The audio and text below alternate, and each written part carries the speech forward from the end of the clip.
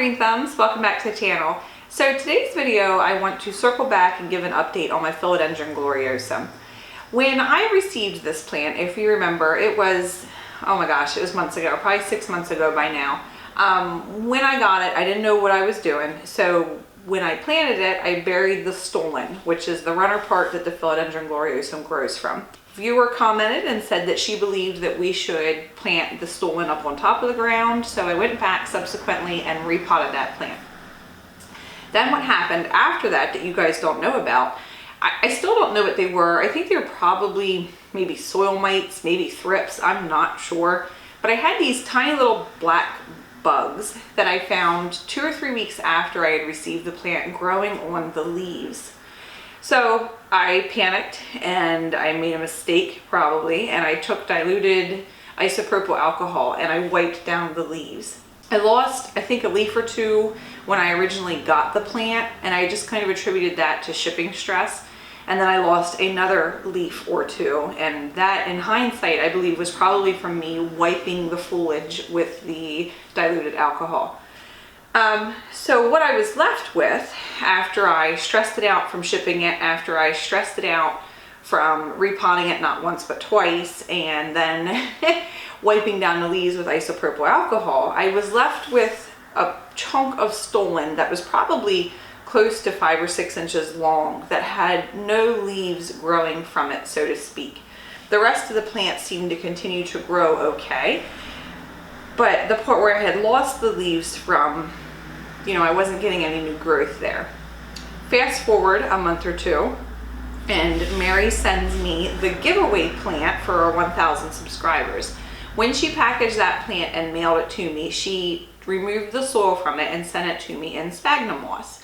I then babysat the plant for approximately 2 months after that, and I just left it in the sphagnum moss because I didn't want to take it out of the sphagnum, repot it, and then tear it out of the potting mix to put it back into spag to send it to the contest giveaway winner. So while I had the giveaway plant within my home and it was in the spag moss, I kind of watched it and I looked to see, in my opinion, now mind you, it was, I think, probably maybe a little bit of a healthier plant than mine was from the start. But the giveaway plant seemed to do really well within the spag moss. So after I sent the giveaway plant to Natasha, I was looking at my plant, who was doing okay within the soil that I had it in, but it didn't really seem to be flourishing, if you will. So I thought, well, I have nothing to lose if I dig my gloriosum up out of the soil once again. I stick it into spag to see how it behaves, thinking that the last one did very well. And then I'm going to chop the part of the stolon that I don't have any growth from, so the older part of the plant, and I'm going to put it into spag and see if I can regenerate it and get new growth out of that. So, that all being said, I present you this.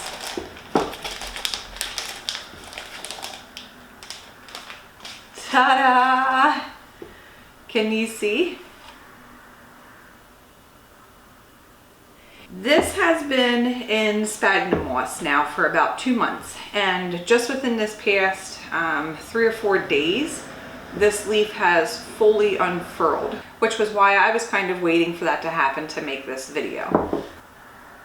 If I dig it out, now one thing I will say, before I put these into spag, they already had roots on them from obviously when it was repotted into my soil. So I already had roots going. So you can see here, here's where I cut it from. This is the part that is still part of my main plant. Here is where I halved it with another piece, which I'll show you after this. But here you can see I've got a tiny little leaf growing, and I have a little nub growing right here. So that's my first piece. And I just kind of, as I keep it in the spag, and even my big guy here to the left of me, I have the roots completely submerged in this spag. So I'm just going to kind of bury him back in here for a second.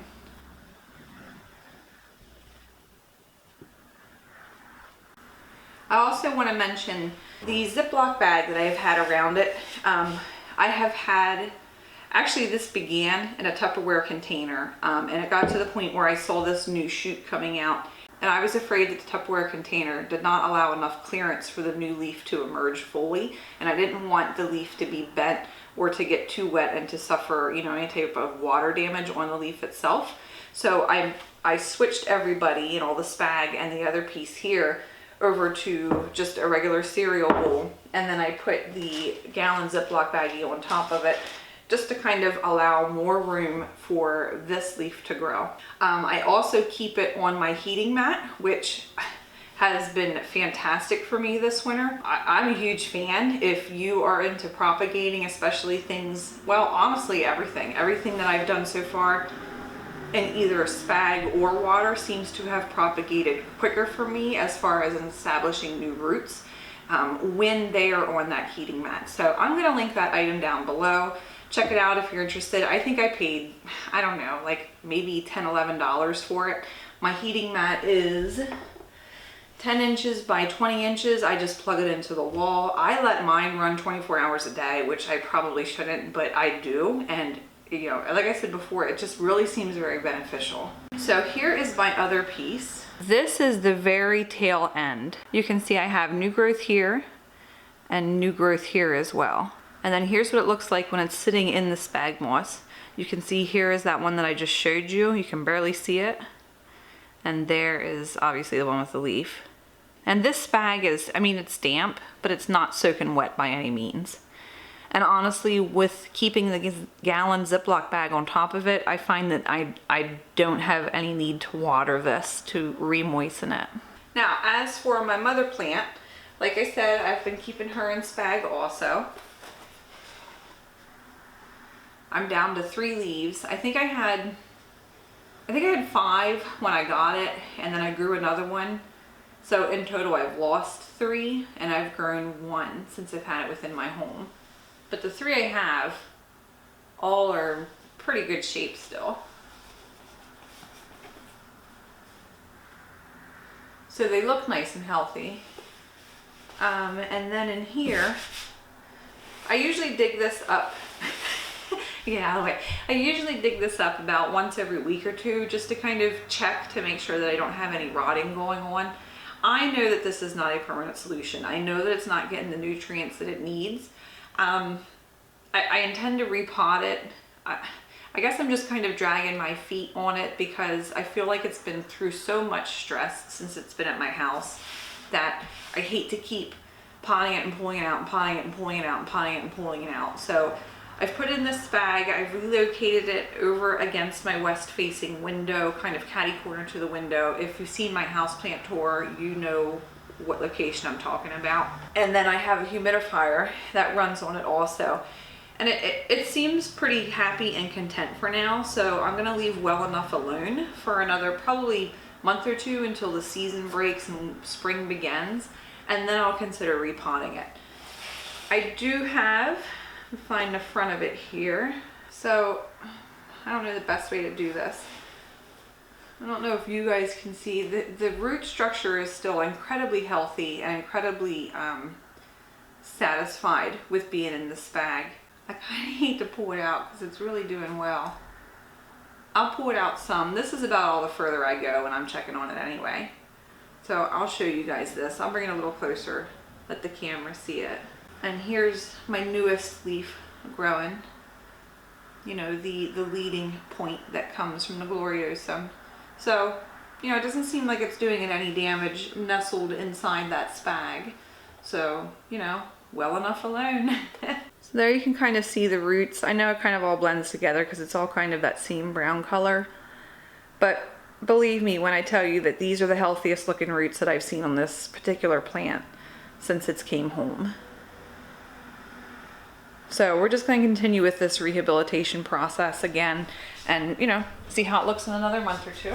And again, this, I just keep nestled and buried down here as best I can. I actually feel like this spag has allowed this to be even a little more stable than it was in the soil as far as propping the plant up. because anyone that has a Gloriosum, you guys know, they tend to, they get kind of top heavy and they want to kind of lean one way or the other, especially as they're trying to establish themselves. So I find this sphagnum moss propagation for the Gloriosum to be very encouraging.